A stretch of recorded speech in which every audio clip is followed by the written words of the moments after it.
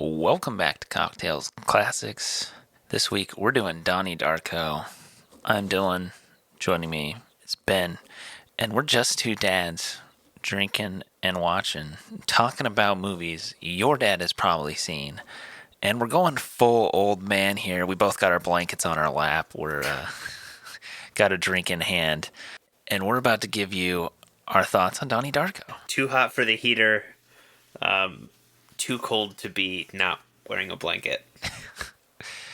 That's how Hannah is like, it'll be like cold as shit in here, and then she has a blanket on. I'm like, you could just turn off the AC and you won't need the blanket. She's like, but I want to be cozy. I'm like, all right, that's okay. All right. Well, our basement is always like at least 10 degrees colder than it is upstairs.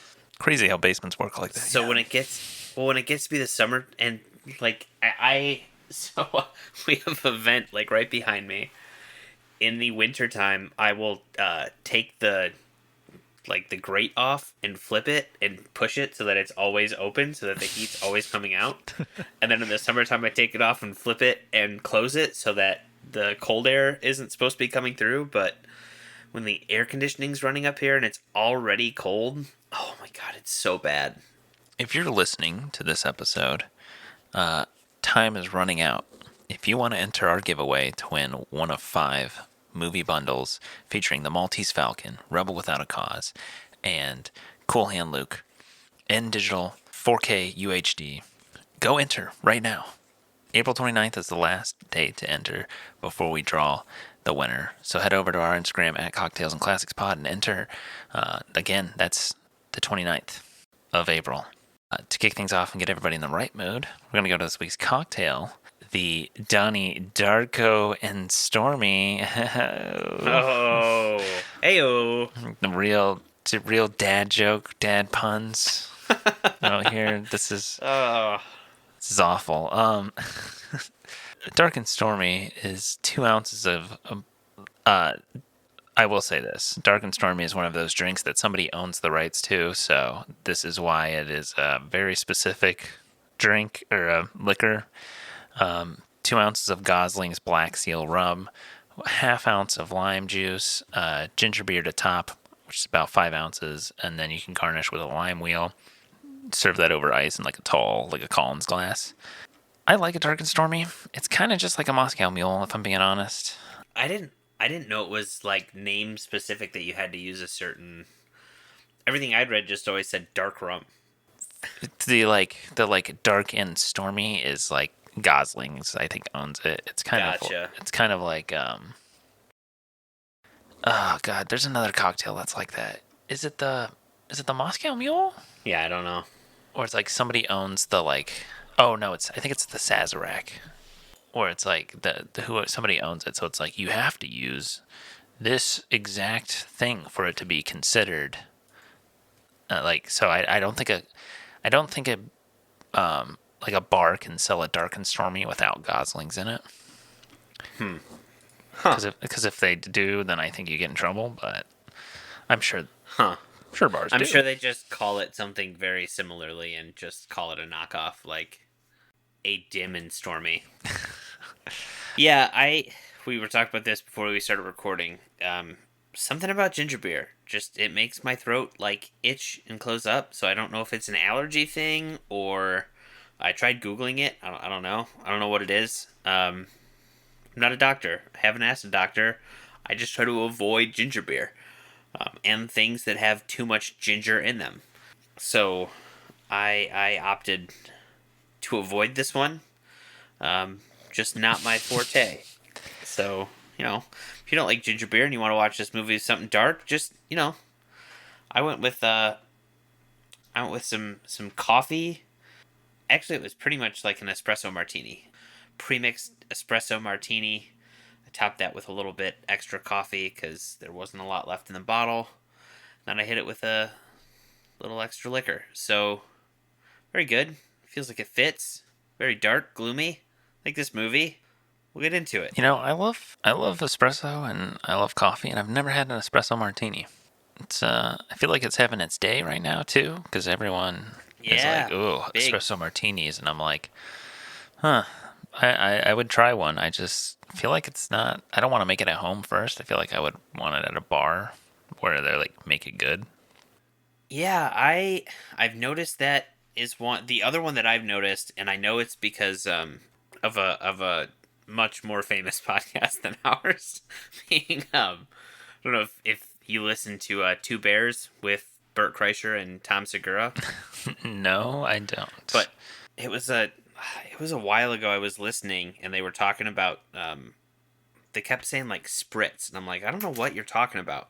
And then when they described it, it's literally like an Aperol spritz, and I'm like, oh, I've been drinking those for so long, and now like it's a big thing, and I'm like, man, I was ahead of the curve on this one, but now, now I can't talk about it, or people are gonna think I just hopped on the spritz bandwagon. Oh no, Been in these streets. Aperol spritzes. I think it might be coming downhill now, but it was for a minute like top dog. I would say, They're so good. They're like the perfect summer drink. and I think that's why everyone likes them because it's kind of like I just feel like people typically don't like heavy drinks. It's the same with like Well, not in the stouts and summertime. stuff. It's Like the heat. no one's, yeah, like no one's like, you know what I want right now? A stout. Give me a stout.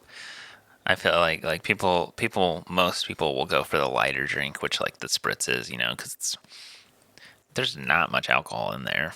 No, champagne, a little bit of, you know, uh, it's Aperol is what is that, an aperitif? Yeah, which is like I don't even think it's 30%. No. It's basically like having like a triple sec as the main liqueur in a. I mean, Jesus Christ, it's a step away from minors being able to buy it. Whoa. I think they That's just can how buy. I think you can buy non-alcoholic. bitters. That's just how non-alcoholic it is. It's Not like it's not giving not. advice on how to drink underage. But but if you wanted to go get bitters, you could make a cocktail with bitters, the Trinidad Sour. Uh, don't cancel me. Oh man, dad chat talking about how to drink underage. If you're listening this in the future, children, do not drink underage.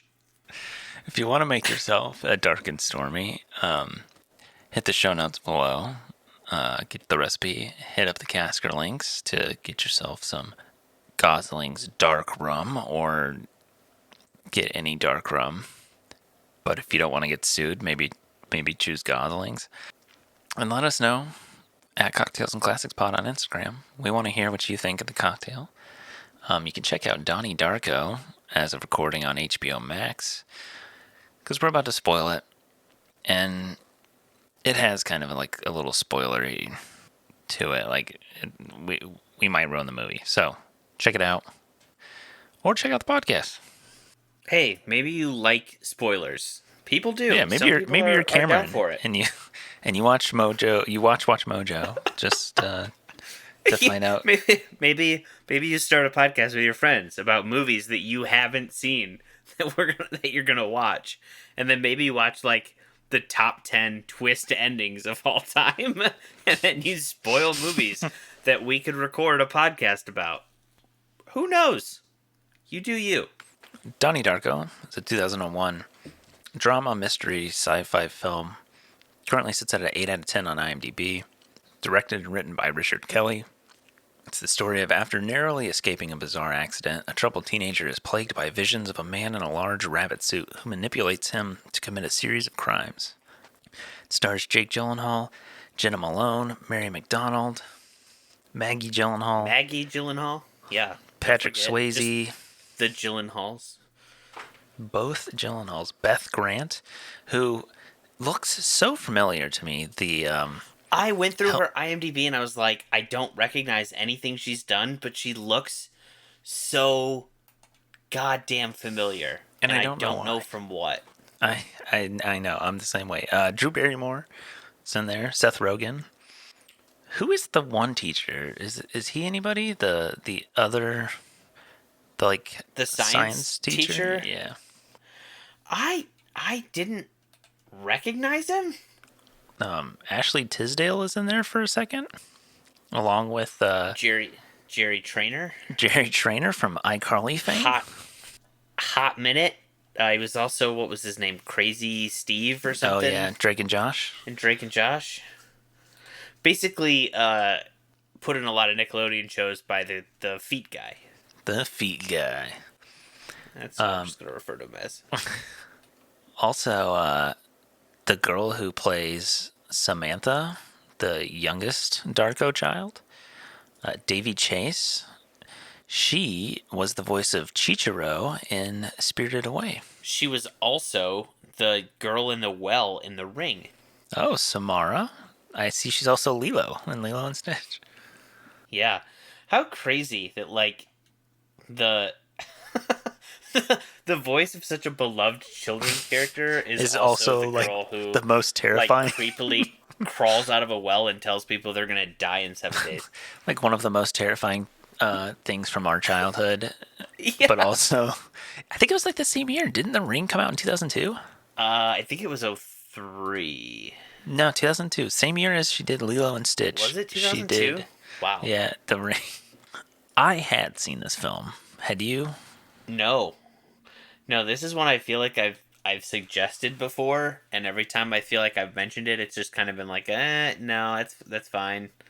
And then when you suggested it this week, I was like, oh, all right, we're gonna do it. We're gonna pull the trigger. Yeah, this is okay. I mean this in the most non-offensive way. This is one of those movies that like film bros like love. I would say like I was going to say this after watching this movie. It seems like a movie that like somebody who's 18 or 19 thinks they're super deep because they love it.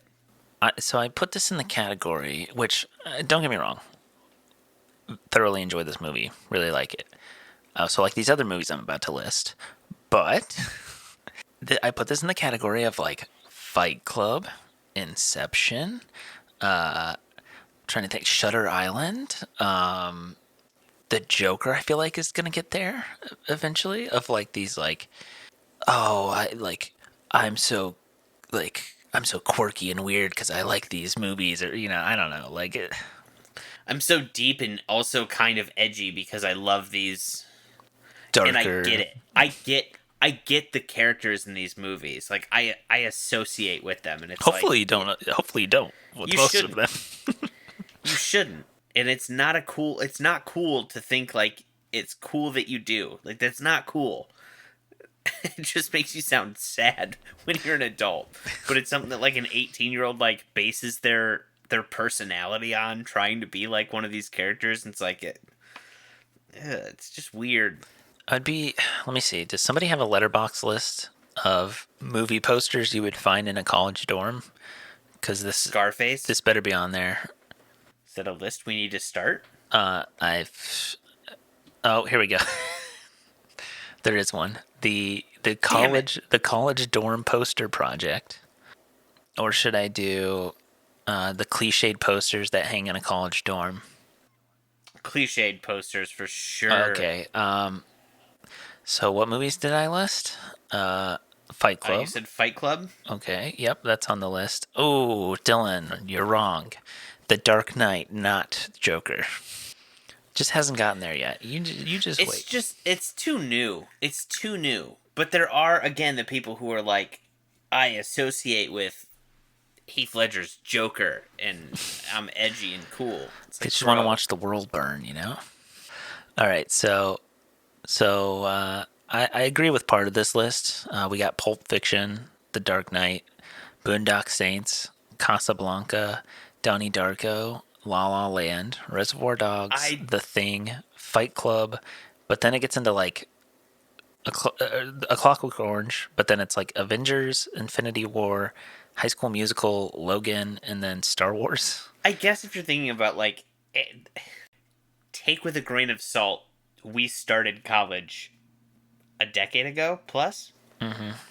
So like no one had Avengers Infinity War stuff because it didn't exist. Oh no. This other list got me. I did have a Trainspotting poster in our dorm. I will say there was one on there that you listed that I don't remember ever seeing in a dorm room. I don't think I ever saw like cliche like Casablanca. I don't remember seeing as like a big. No, I'm sure What Hitchcock's was the one? dorm room was like that. Oh well, I mean, come on. What's the other? There was one that you said right before Casablanca that I don't remember. Boondock Saints. I think by the time, so I think Boondock Saints hits that pre us. Because I don't know a lot of people. I don't know a lot of people our age who are really into the Boondock Saints, but my brother was super into it, and I know other people his age were super into it. This other one has a lot more movies, but Scarface, Rocky, Godfather, Matrix, V for Vendetta, The Big Lebowski. I just remember being stopped. Okay, story time. I don't remember if we'd been. I'm pretty sure we had been drinking. We were walking back from. I want to say Jimmy John's. Maybe we weren't drinking. Maybe we were just sober and fucking with this guy. This guy stopped us and was trying to get us like to join this political rally he was trying to throw.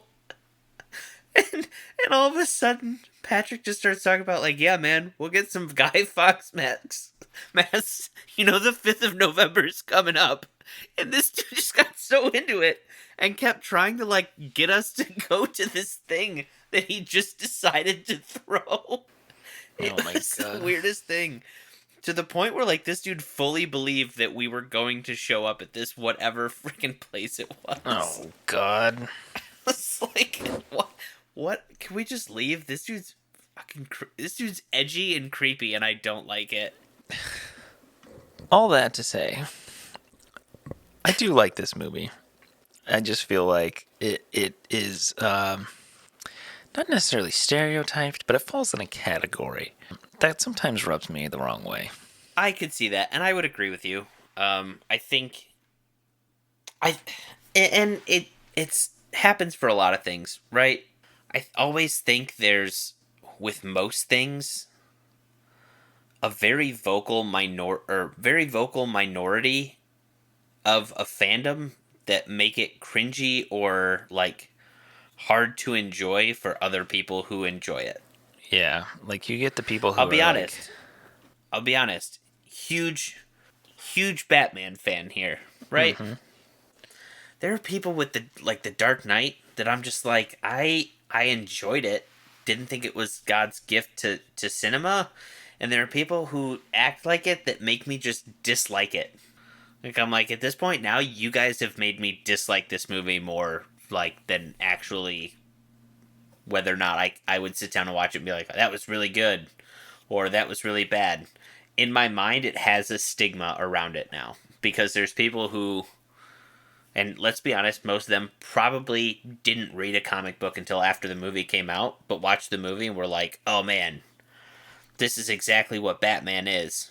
And this is how everyone should view X, Y, and Z characters. It's like, no, there's 80 years worth of stuff that you can base your opinion on, and you've ruined it. You've ruined the movie. Congratulations, you edgelord motherfuckers. So I don't remember when I saw this. I either saw it in high school or like early college.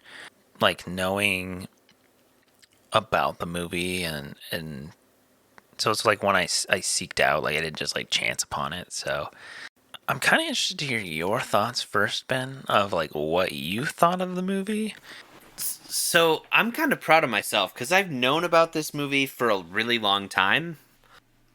And by know about, I mean I know Jake Gyllenhaal and you know the name of the movie and that like it was a big kind of like indie because it was like more of an indie film and it's something about a fucking rabbit. Like I've heard of the movie, I've seen like pictures and that, but I've done a good job of staying away from knowing almost anything else about it.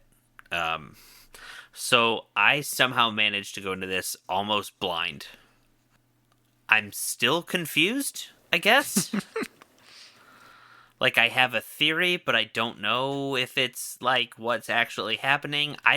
I don't know that the guy who wrote it really knows what's going on. I think he kind of left it in like an open-ended, where I did see, so they made a sequel to it, but This, the original writer-director was not involved. the sequel is awful. But now he is involved in working on a sequel. So I'm guessing they're just gonna like they're gonna Retcon. what? Yeah, what is it? They're gonna what franchise just it? They're gonna Halloween this bitch where like whatever just happened doesn't count. None of it actually happened. So we're just going back to like part 3. We're gonna pick up from there. None of what you saw was real, and we're just gonna pretend it doesn't exist. I think Scream did the same thing, if I'm not mistaken. One of the more recent. I haven't seen the newest one. I'd be interested to... I haven't either. I want to check it out. But anywho, a lot of movies that are coming out now that are like retconning and just kind of picking and choosing what they want to believe. But anywho, I digress. I watched this movie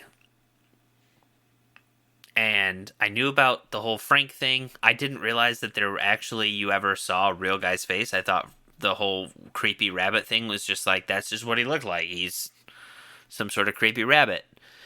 I definitely thought it was going to be more...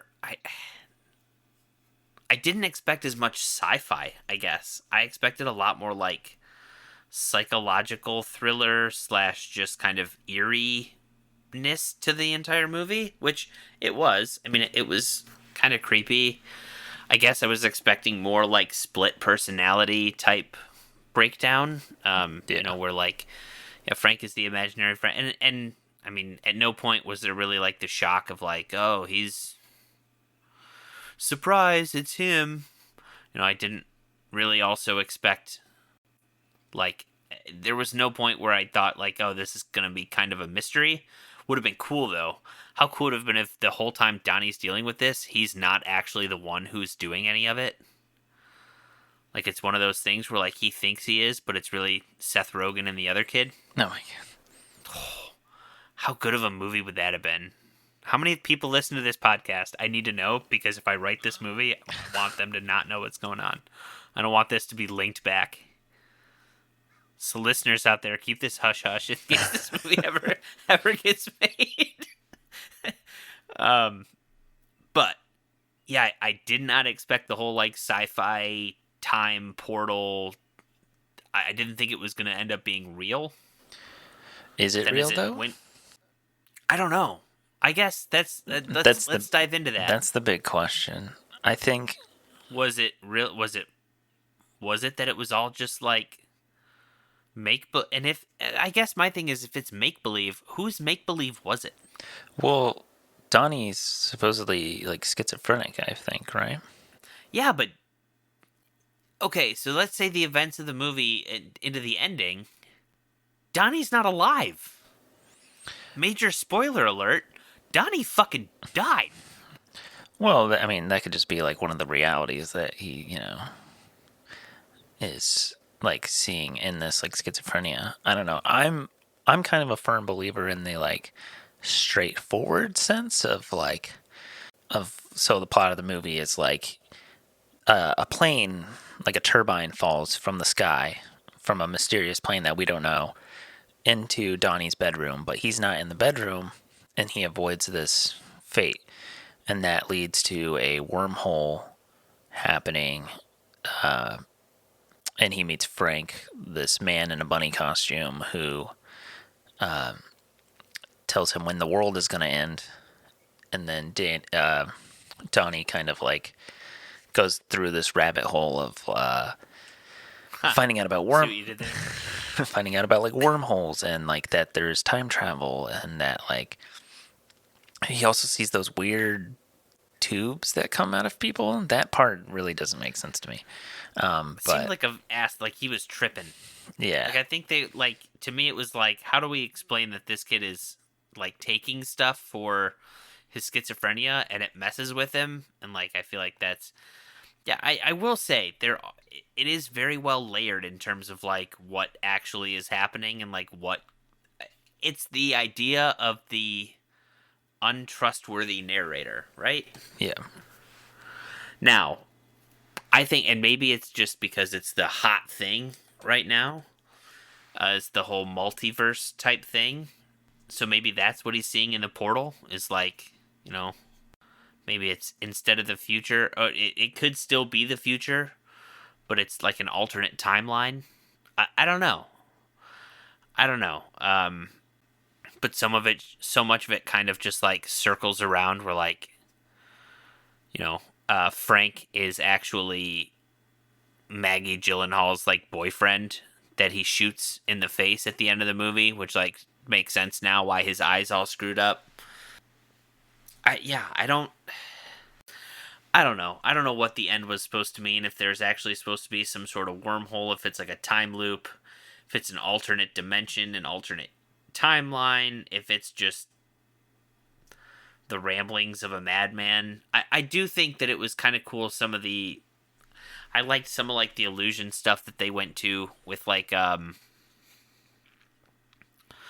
the short story they read, kind of alluding to like the burning the house down and Oh yeah, why did they do it, yada yada yada. And then that's kind of what Donnie does.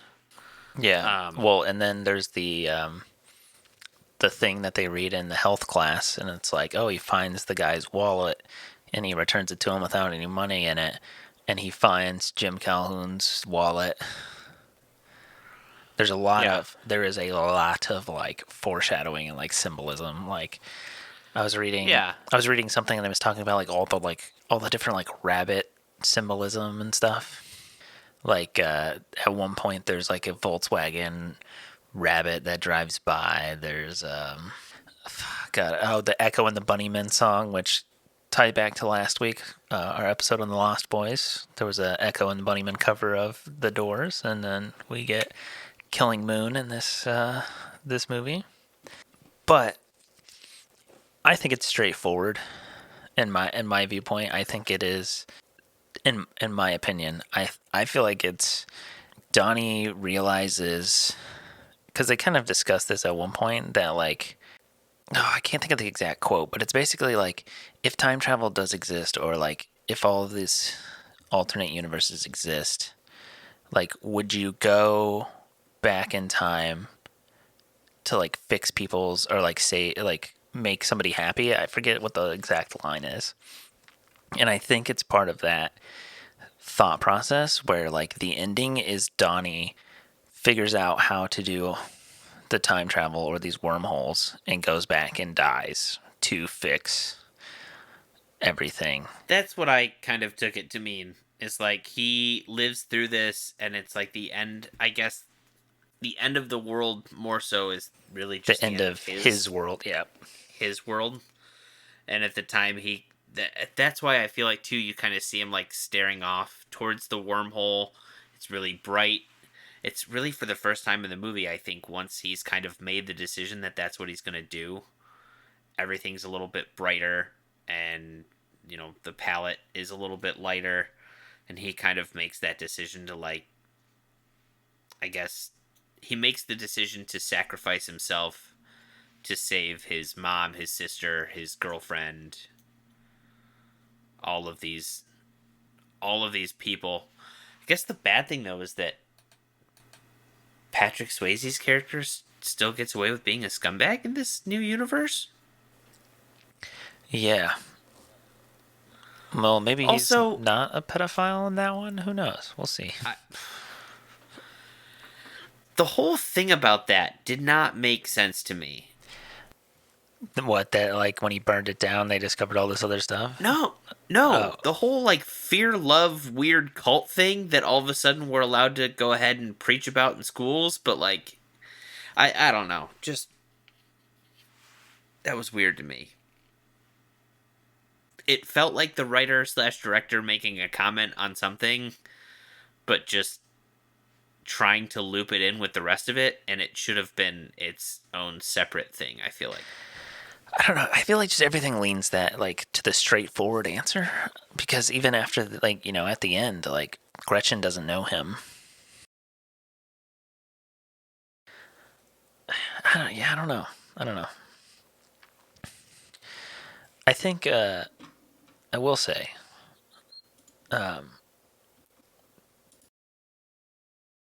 Is this like one of Jake Gyllenhaal's first movies that he did, or? Let me see. I've got his.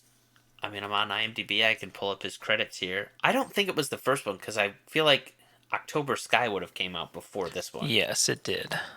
So his first movie was City Slickers in '91.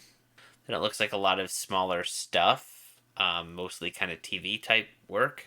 And then October Sky in '99. This movie in 2001. Bubble Boy in 2001, and then his career kind of started to take off from there. Yeah, I could see how like this movie would, set him off, in like October Sky, because I don't know, he just seems very young in this, and like kind of kills it in my opinion. I think Jake Gyllenhaal's performance really carries the movie. I mean, obviously because it's pretty much just about him. Like I feel like there's all these other characters, but it kind of just like centers, like he's the center of the universe in the story, so to say. Like other people are Yeah, introduced, but he is the thing that everyone revolves around. Because no one else is like, there's never another scene where he's not in it. I'm pretty sure, if I remember correctly. I think there are like a couple that are, but not a lot. Not a lot. What's so interesting to me that I think makes Jake Gyllenhaal such an interesting and like talented actor is like the way he, like in this movie.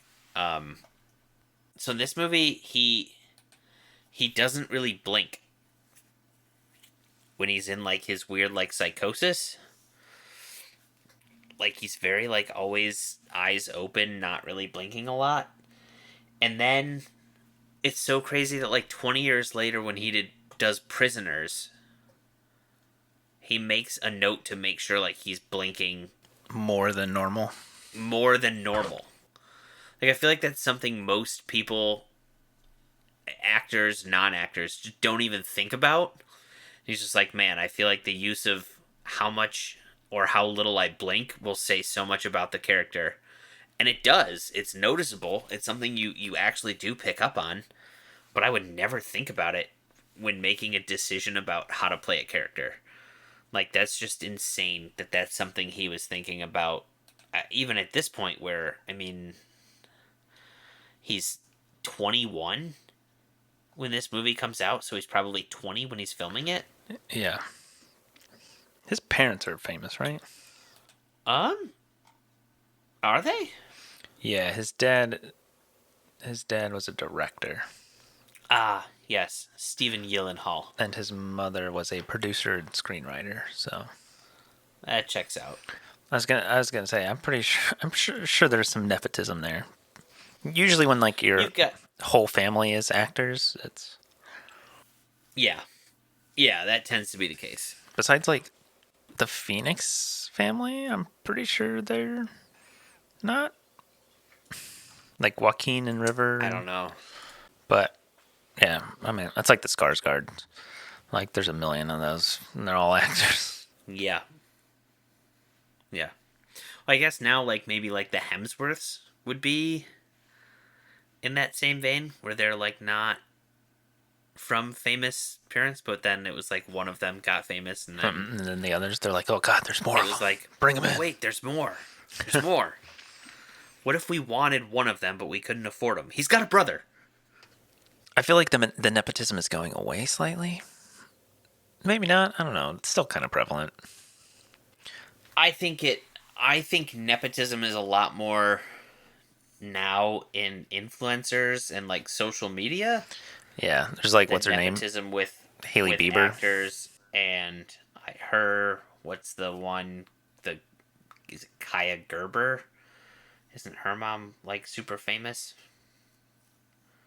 Isn't her mom like another supermodel? I thought you were gonna say her family owns Gerber. No, I think. Well, maybe her on her dad's side. Maybe her mom married It's like what's his face? a rich person. Army Hammer. Yeah, her mom is literally. Yeah, her mom is Cindy Crawford. Ah, okay, yeah. I did see this. This movie made Empire's. It made number 2 on Empire's 50 greatest independent films, Yeah, yeah, I saw that too. which Um, is pretty crazy. Because this dude Richard Kelly like literally did nothing else besides this, pretty much. I know he did like Southland's Tales, but other than that, he's kind of just been chilling. yeah, I was kind of shocked to see that he hadn't really done much else besides this. I want to look at that list though and see. I'm curious to see I what got other. I got it pulled up. Number 1 is Reservoir Dogs, Donnie Darko, The Terminator, Clerks, Life of Brian, Night of the Living Dead, Sex Lives and Videotape, The Usual Suspects, Sideways, Mean Streets. That's the top 10. Huh. I mean, this list is Now fucking. see, This list is bussin', though. Let me tell you. this one, I feel like they definitely update this list every however often. Because this one I'm looking at now has it listed differently. But yeah, it is a pretty insane fucking list. I will say this movie is just. It is one of those ones that it seems like they leave it vague and confusing so that people will continuously talk about it. And I hate it. You I hate hate when movies. you hate open I endings. hate when movies do that. Just give me an ending. Tell me you are the creator. You are the storyteller. What is your or you know what? Even if you don't, but like, I guess maybe I need to do my research and see if he ever did. What was it ever really? Did Richard Kelly ever really come out and say like what the ending is or was? I'm not sure. Like to him? I know they did a director's cut. Because that's the thing, right? Like, I can, yeah, cool. I can make up whatever my.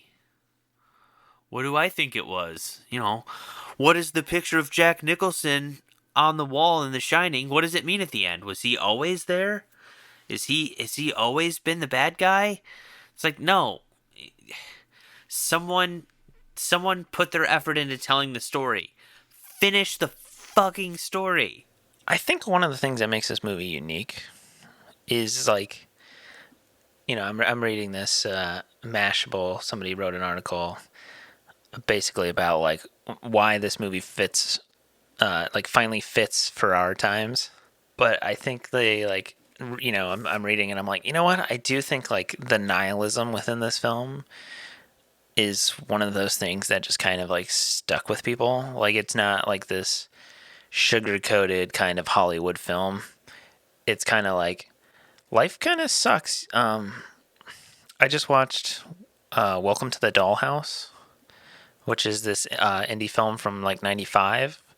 Also went to Sundance and won, but it's basically like similar idea of like it's like a middle schooler and she's like bullied and her parents don't like her and she wants to get back and like stop being bullied by like dating this person who's like the lead singer of like their garage band or whatever. And that movie and this movie kind of stick with me in that way of like the scenes that they show of like high school are like kind of realistic and like there's like bullies and like it has this kind of like depressing look on life, and that's like sometimes how life is, like it's not always like a Hollywood film, it's not like and I think that's why, same with like some of these other movies that we talked about that were like the dorm room poster and the film bros are like same with Fight Club, it's very nihilistic film. Same with The Dark Knight, it's like, oh, like I don't care about the money, I'm just gonna burn it, like it's this like idea of like I don't know, like it kind of like shows like some more realism in the sense, even though this is a sci-fi film, like you get that like sense of like, hey, like I can see some of the things that I think or I go through in life in this movie. I think this movie does a good job too of like the family dynamic isn't like this perfect you know, they're. I think they do a good job of kind of like showing the typical family. They're not the Bradys, but they're also not like over the top. Sometimes when they try to make families and movies seem real, they go too far and it doesn't play well in a movie. Like I feel like this did a good job of kind of finding that balance. I will say it was kind of weird at the end when after Donnie dies that his mom's like not crying, she's just like standing there smoking a cigarette. Yeah, I thought that was Like weird the too. like Maggie Gyllenhaal's character is like sitting there like literally like standing there looking dumbfounded and crying. The dad and the little sister are like crying and the mom's just like standing there like against the tree smoking a cigarette. But the mom was kind of the one that fought with him the most, so maybe it's kind of like a good riddance kind of thing. Yeah, I don't know. I don't know. Also, it was weird to me. So, Donnie seemed like the kid who wasn't really involved with much at the school, Yeah. just from a personal point of view. Who thought it was a good idea as a punishment to suspend him from after school activities that he's not involved in? What a punishment. I feel like that's one where like the principal was like, you know what, in all honesty, the kid's probably right, but I have to appease this teacher, so like we'll give him something. So let's give him the most non-punishment punishment. Yeah.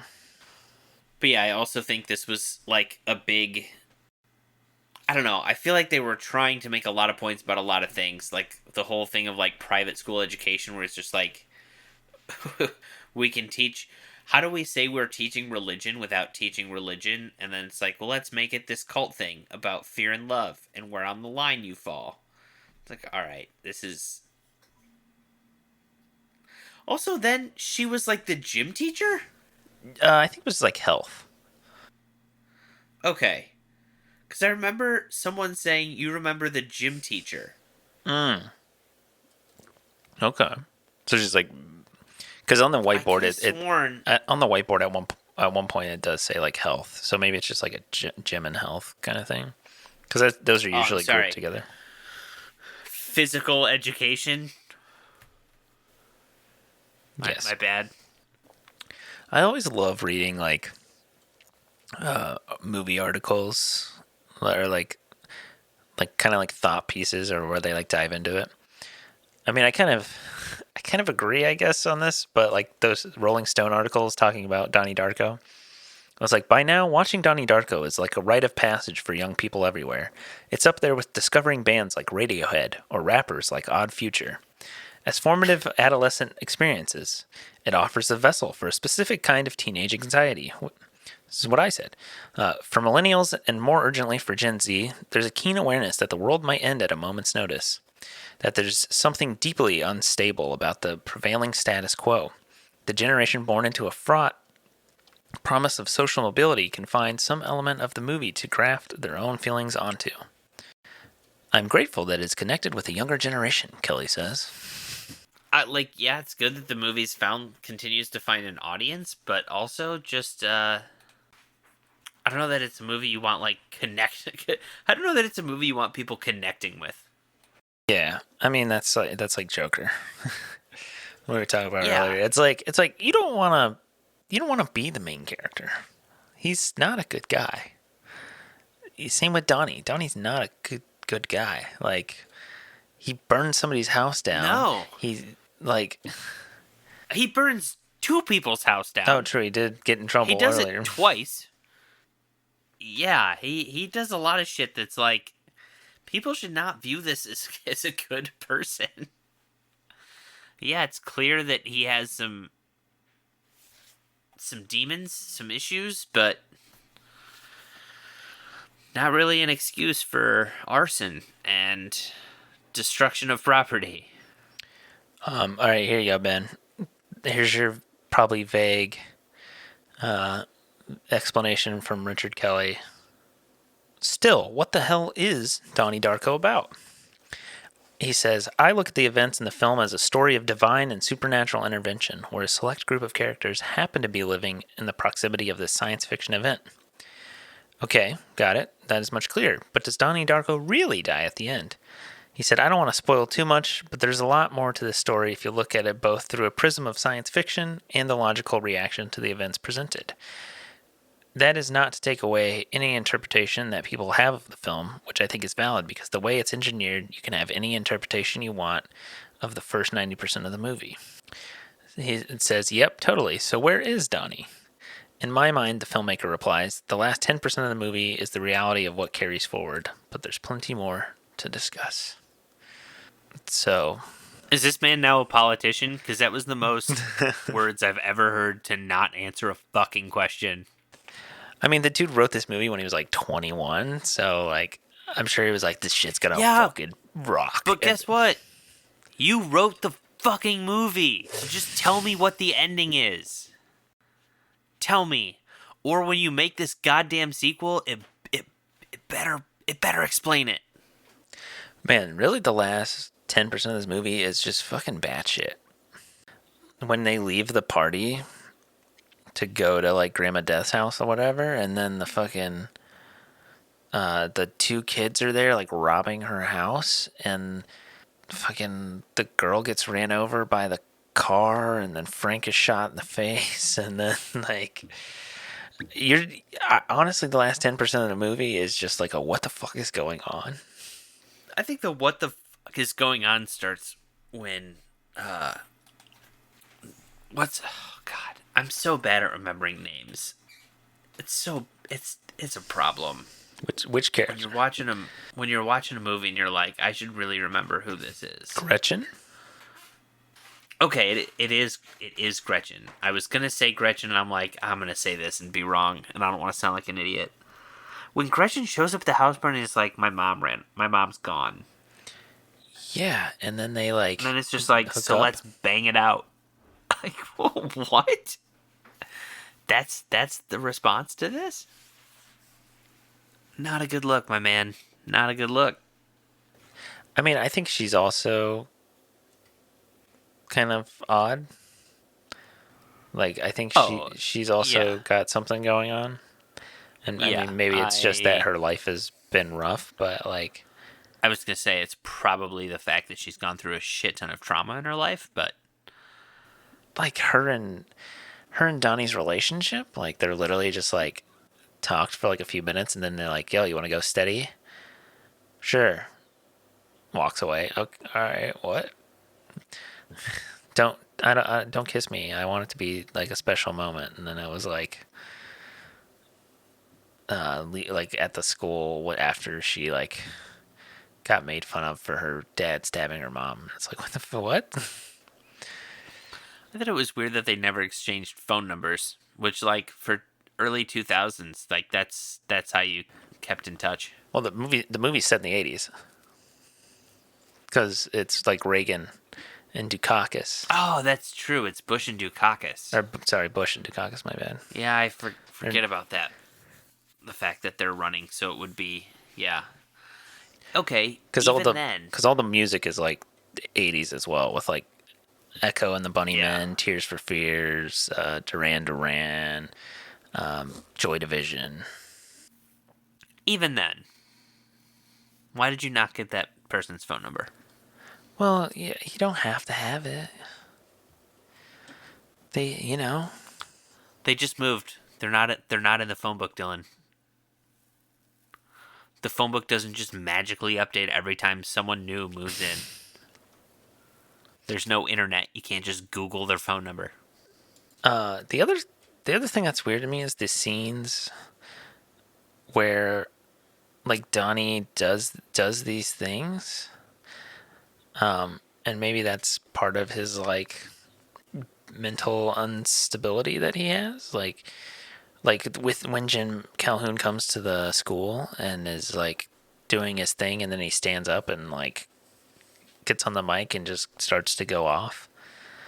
And then, like, everyone's like, yeah! Like, I'm like, did that really happen? Is he imagining things? Or, like... It seems like one of those where, like, someone posts on Reddit and then everybody cheered.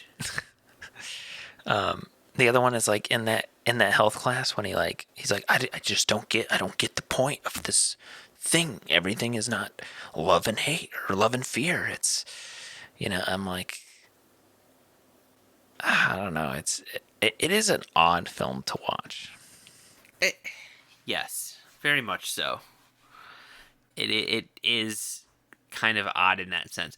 Okay, did you notice the kid that stands up and talks about like being bullied is the same kid that was in the video earlier that they showed in the health class?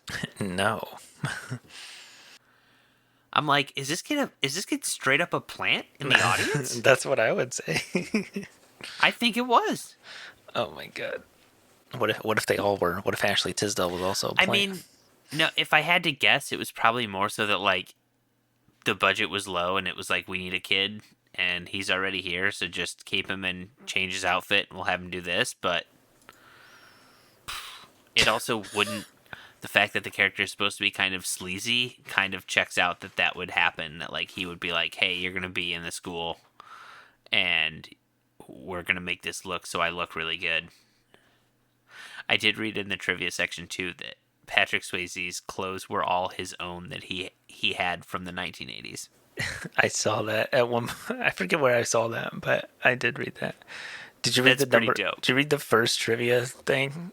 That's like at the rap party. About Seth Rogen and Jake Gyllenhaal said they didn't know what the movie was about. I made me feel better about being kind of confused about what was going on. Although let's be honest, even then Seth Rogen was probably stoned out of his mind. I can't do his laugh. Do a good Seth Rogen. It's awful. You don't have to. You don't have to do it. I feel like I need to learn it. It's when. So Hannah and I were like, "Oh my god, I can't wait till Isla laughs." Like it's gonna be so cute. And I'm like, what if she just has the stupidest laugh? Like, if my child has Seth Rogen's laugh, that would be awful. Wow, okay. This is interesting.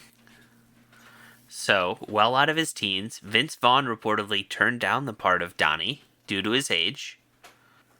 Mark Wahlberg was interested, but apparently was only willing to play the part with a lisp. What? Jason Schwartzman was also strongly considered, but dropped out due to scheduling conflicts. That would have been Tim interesting. Robbins was the first choice for the role of Eddie, the dad. And Mara Wilson, who was Matilda, was considered for the role of Samantha, but she turned it down. Ben hadn't seen this movie, and I had, so you'll get a fresh rating from Ben and a nostalgia updated rating from me. So Ben, let's hear it. What did you think?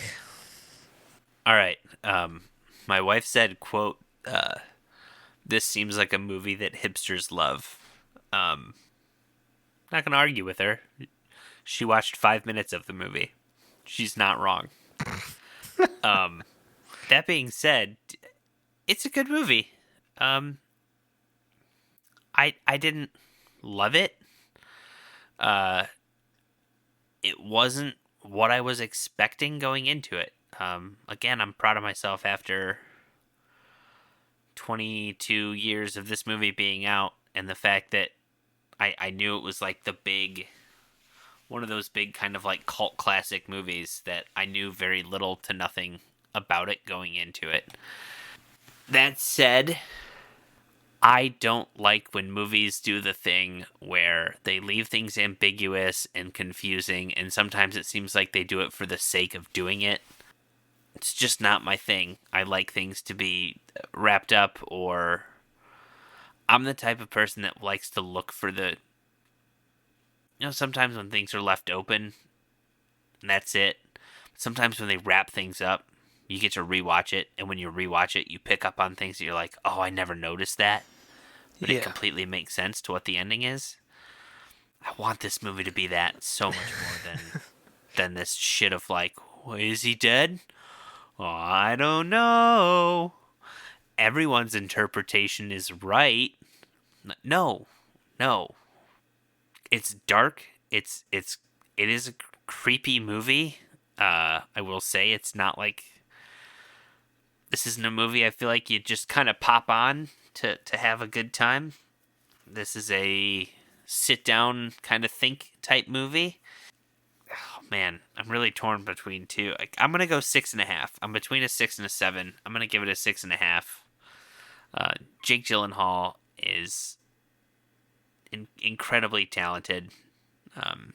The fact that he did this at the age of, I just read something, 19 when they filmed this. Dang. Fuck you for being that talented. All right, all right. Fuck you. He's really good. He's really good. All of the cast is good in this. There was never really a moment where I was watching this movie. I think outside of Seth Rogen, which had nothing to do with Seth Rogen's acting, and more to do with the holy shit, is that Seth Rogen? It's Seth Rogen of it.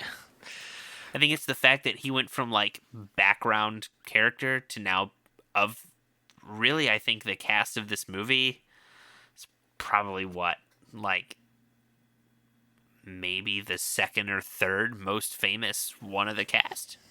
Yeah.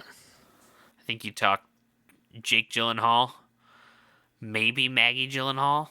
Patrick Swayze? Yeah, I guess I would agree with that.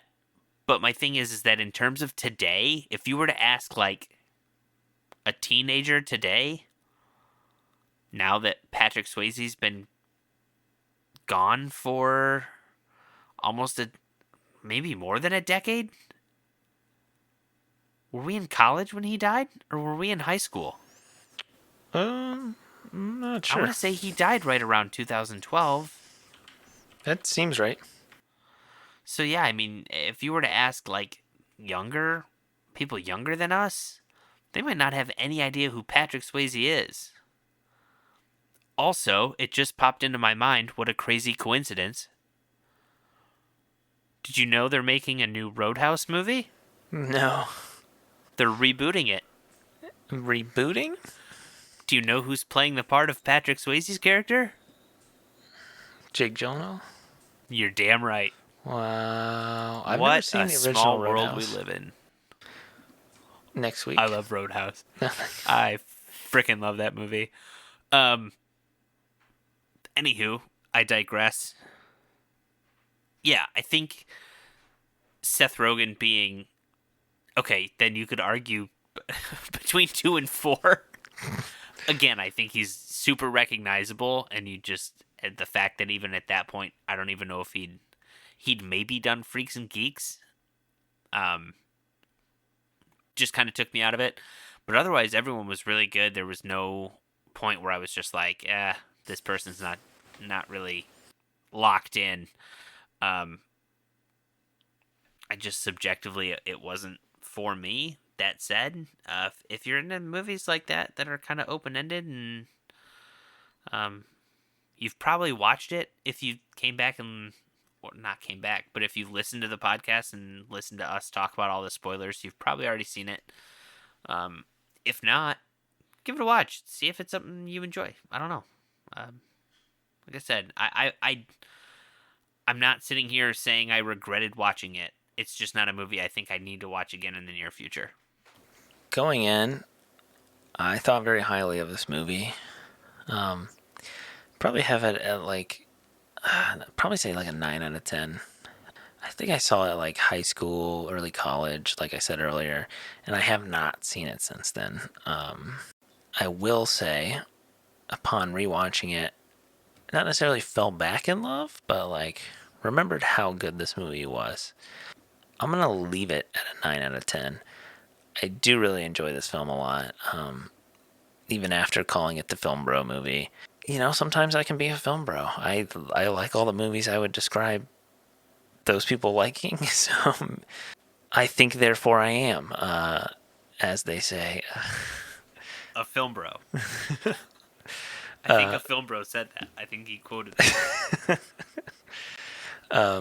Yeah, I don't know. Like, once again, like, you know, we've done other movies on this podcast. We did House. You know, we did Heathers. Like, I like weird shit. So the fact that like this movie, it is just like a not necessarily a mess, but like it's like an organized mess. It's nihilistic. Jake Gyllenhaal kills it, and the soundtrack is bussin'. I like a lot of 80s new wave music, post punk, so the soundtrack keeps me entertained. The movie keeps me entertained. I would recommend this one. And I think it's one of those ones that after you watch it, you're going to sit back and you're going to be like, damn, that movie was something, right? And you're going to sit and you're going to think about it. And that's the thing that I want from a movie. I want something where I'm going to sit back, think about what I just watched for the next 30 plus minutes, and then I'm going to be like, damn, maybe I should watch that again. Let me get a second viewing so I understand that more. And that's why I do like the open ending bin. Sometimes it's cheap, though. I will say sometimes it's cheap. Look, I'm not saying it's right or wrong. I'm just saying it's not for me. That's fair. Different strokes for different folks, you know? If you enjoyed this, don't forget to rate and subscribe. Check us out on Instagram at Cocktails and Classics Pod. Go enter the giveaway. It's the last couple days. Do it now. Hit up the show notes. Make yourself a Dark and Stormy. Hit up the Casker links to get that alcohol delivered directly to your door. And share us with your friends and family. As always, watch responsibly.